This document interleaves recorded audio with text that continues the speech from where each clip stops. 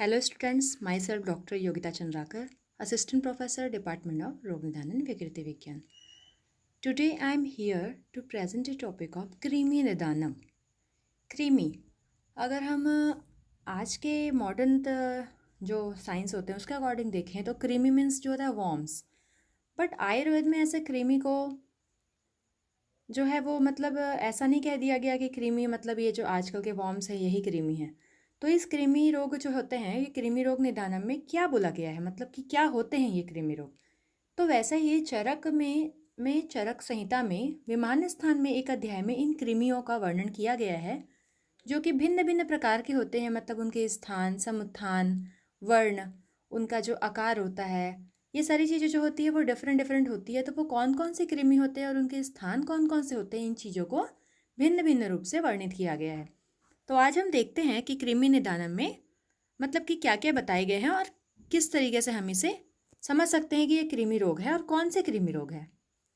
तो फर्स्ट हम देखते हैं इसमें निदान में कि सबसे पहले देखते हैं कि कृमि की संख्या, कि कृमि कितने मतलब क्या कितने प्रकार के कृमि होते हैं. तो उसकी संख्या में हम देखेंगे तो इसमें है कृमि संख्या में कृमियश्च द्विधा प्रोक्ता बाह्य आभ्यंतर भेदतः बहिर्मल कफाश्रिक विड जन्म भेदा चतुर्विधा. मतलब कि यहाँ पे कृमि निदान में पहला बोला गया कि सबसे पहले संख्या को देखते हैं तो उसके अकॉर्डिंग ही उसके निदान बनते हैं. तो कृमियश्च द्विधा प्रोक्ता मतलब कि कृमि दो प्रकार के होते हैं. कौन कौन से? बाह्य आभ्यंतर भेदतः मतलब बाह्य एवं आभ्यंतर. बहिर्मल कफ श्रिग विड जन्म भेदा चतुर्विधा.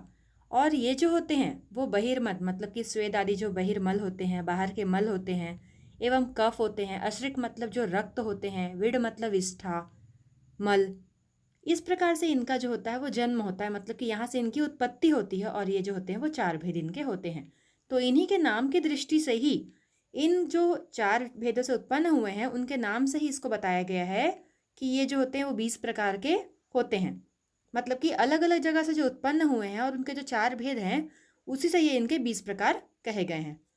इसके पश्चात देखते हैं कि कृमियों की जो 20 संख्या बताई गई है उसको ऐसा नहीं बोल सकते हम कि वो 20 ही हैं, वो बहुसंख्या हैं. मतलब बहुत सारी संख्याओं में वर्णित है. इस 20 को भी हम और ज़्यादा डिवाइड कर सकते हैं, परंतु वो जो कृमि होते हैं वो सहज कृमि होते हैं, मतलब कि तुरंत किसी कारण से उत्पन्न होने वाले. तो चरक ने कहा है कि ये जो 20 होते हैं वो कृमि हैं और जो इसके अतिरिक्त कृमि होते हैं वो सहज कृमि हैं. और कुछ जो कृमि होते हैं वो अवैकारिक होते हैं, मतलब कि हमारी लिए हेल्दी होते हैं, हमारे शरीर के लिए ये अच्छे होते हैं. तो वो जो होते हैं वो अवैकारिक कृमि होते हैं, तो हम उसको रोग के अंतर्गत वर्णित नहीं करते. इसके पश्चात हम देखते हैं कि बाह्य कृमि. तो बाह्य कृमि नाम स्वरूपम आह में बोला है बाह्य स्तत्र मलोद्भवा तिल प्रमाण संस्थान वर्णा के शांबराश्रया बहुपादाश्च सुषमाश्च यूकालिक्षाश्च नामतः द्विधा ते कोठपीडिका कंडुगंडान प्रकुर्वते. मतलब कि अगर मल से उत्पन्न हुआ है, बाह्य स्तत्र मलोभवा मल से उत्पन्न होने वाला बाह्य कृमि कैसा होता है? तिल के प्रमाण का, मतलब वो दिखेगा तिल के प्रमाण का, साइज उसकी तिल के समान रहेगी. संस्थान वर्ण और साथ में इसका आकृति, इसका जो वर्ण होता है वो कैसा रहेगा? तिल के समान रहेगा. मतलब तिल का जो साइज होता है वैसे ही उसका प्रमाण रहेगा, आकृति रहेगी और वर्ण रहेगा. केसांबर आश्रय मतलब केस में, बालों में और अंबर कपड़ों में रहता है. बहुपादाश बहुत सारे पैरों वाला रहता है, सूक्ष्म होता है. और इसको क्या बोला गया है? यूका और लिक्षा मतलब जू और लिख इसके नाम हैं. इनसे क्या लक्षण उत्पन्न होते हैं? कोठ मतलब कि चकत्ते पड़ जाएंगे, पीडिका साथ में कंडू खुजली होगी, और गंड मतलब ग्रंथि सोथ. ये सारे लक्षण होते हैं इससे उत्पन्न. कौन कौन से? कोट, पीडिका और कंडू और गंड या ग्रंथि सोथ.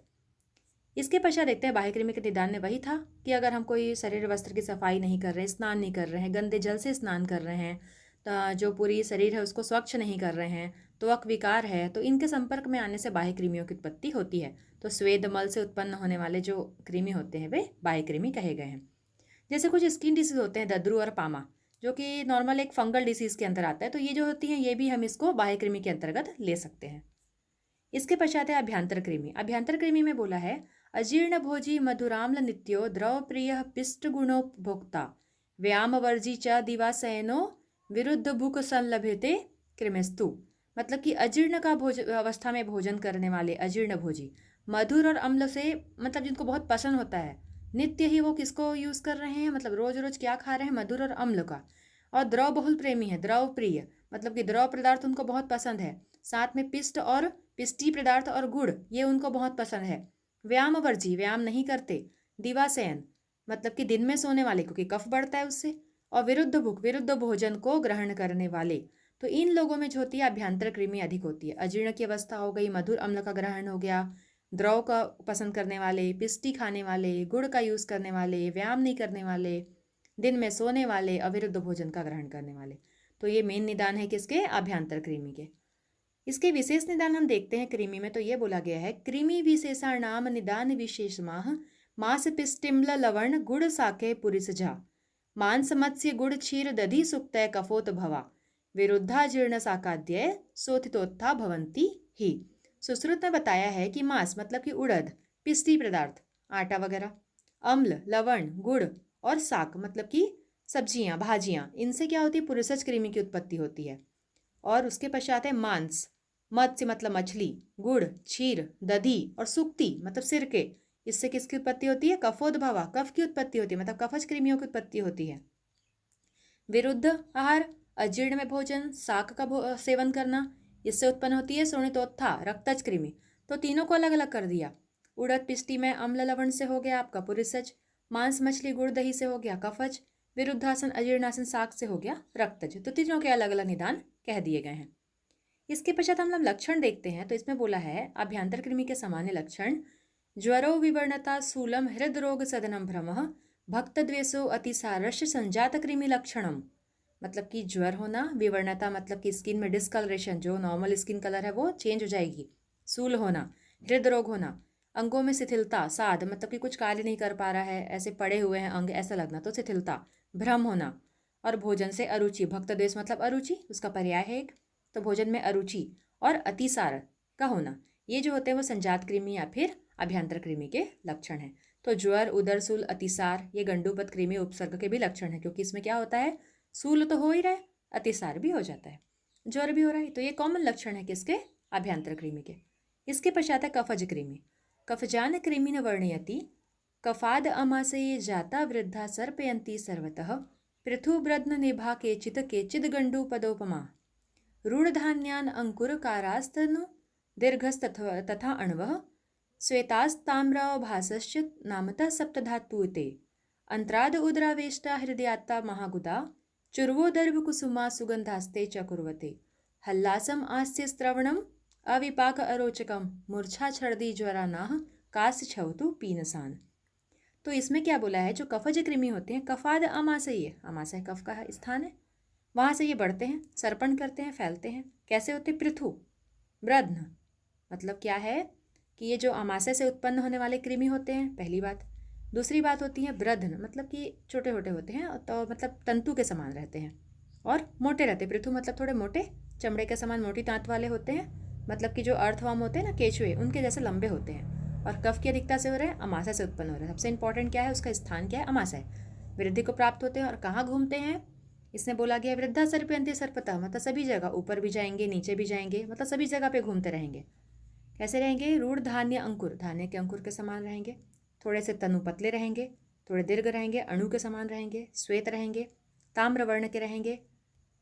और इस प्रकार से कितने कहे गए हैं? सप्ताद, 7 प्रकार के हैं। और ये 7 प्रकार में क्या है? पहला अंतराद, उदराद, हृदयाद, महागुद, चुरु, दर्भकुसुम, सुगंधा, ऐसे जो इसके प्रकार कहे गए हैं 7। तो धान्यांकुर के समान है, जो नए उत्पन्न जो धान्य के अंकुर होते हैं उसके समान होते हैं, छोटे होते हैं, सूक्ष्म होते हैं, सभी जगह पे भ्रमण करते हैं, ऊपर नीचे सभी जगह पे, अमाशय से उत्पन्न होते हैं, चमड़े के समान मोटे होते हैं, पृथु होते हैं और थोड़े से तंतुयुक्त होते हैं। साथ में इसके 7 प्रकार हैं। और ये कैसे दिखते हैं? श्वेत और ताम्राभ, वर्ण भी इसका कह दिया गया, आकार भी इसका कह दिया गया, समुत्थान भी इसका कह दिया गया, और कहाँ कहाँ ये गमन करते हैं ये भी कह दिया गया। तो इसमें है अंतराद, उदरावेष्ट, हृदयाद, महागुद, चुरु, दर्भकुसुम और सुगंध, ये 7 भेद हैं। ये बहुत इंपॉर्टेंट है, सबको याद करने हैं।